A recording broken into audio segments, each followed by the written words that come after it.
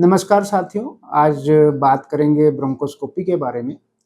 Bronchoscopy एक सामान्य जाँच है, जो कि एक यूँ मान के चलिए एक छोटा-सा जो तार होता है, जो करीबन 6 एमएम का तार मान लो या उससे कम साइज़ के तार जो होते हैं, इतना ही मोटा-सा ब्रोंकोस्कोप होता है। आजकल पतले ब्रोंकोस्कोप भी आने लगे हैं, जो नाक के द्वारा इसको हम अगर इंग्लिश भाषा में बोले तो फ्लेक्सिबल ब्रोंकोस्कोपी बोलते हैं। और फ्लेक्सिबल ब्रोंकोस्कोपी सामान्यतः उन लोगों में इस्तेमाल की जाती है जहाँ पर निमोनिया ठीक नहीं हो रहे हों। कई बार आपको फेफड़ा पिचक गया हो या फिर जो है बार-बार खाँसी में खून आ रहा हो या फिर जो है आपके गले में आवाज़ में भारीपन हो गया हो या फिर कहीं आपको एक्स-रे के अंदर कहीं गाँठ जैसी कोई संरचना दिख रही हो या फिर कई बार कैंसर की संभावना हो सकती है किसी रोगी के अंदर, तो उसमें ब्रोंकोस्कोपी की जा सकती है। तो ब्रोंकोस्कोपी एक सामान्य एंडोस्कोपिक जाँच है, जो नाक के द्वारा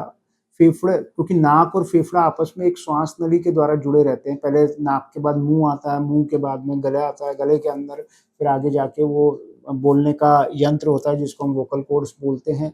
या लैरिंक्स बोलते हैं और उसके आगे जाकर के ट्रकिया होती है। यह एक सामान्य साँस नली होती है, मेजर साँस नली। तो नाक और ये फेफड़ा आपस में जुड़े होने के कारण जो फ्लेक्सिबल ब्रोंकोस्कोप है, हल्का-सा नाक को सुन्न करते हुए धीरे-धीरे आगे की संरचनाओं को सुन्न करते चले जाते हैं, ताकि मरीज को बिल्कुल भी तकलीफ नहीं हो और फेफड़े के अंदर जाकर के फेफड़े की संरचनाओं को देखते हैं, खासकर श्वास नलियों को देखते हैं। श्वास नलियों में अगर कोई तकलीफ है या रुकावट है, मान लो कोई चीज़ गाँठ पड़ी है या फिर किसी वहाँ पे छाला हो गया है या फिर वहाँ पर कोई गंदगी पड़ी हुई है या फिर जो है कोई रुकावट है, तो उसको दूर की जा सकती है। और कई बार जैसे निमोनिया कइयों के ठीक नहीं हो रहे होते हैं, पता नहीं होता डायग्नोसिस किस कीटाणु के कारण या निमोनिया नहीं है, कैंसर है या कोई और चीज़ है, तो वहाँ जाकर के बायोप्सी लेकर के या वहाँ पर सलाइन डाल कर के वहाँ की जो गंदगी होती है, उसको इकट्ठा किया जाता है और वो जाँच के लिए भेजा जाता है। तो हम ये पता लगा सकते हैं कि फेफड़े में क्या बीमारी पैदा हुई है, तो उसका रोग का निदान किया जा सकता है ब्रोंकोस्कोपी के द्वारा। धन्यवाद।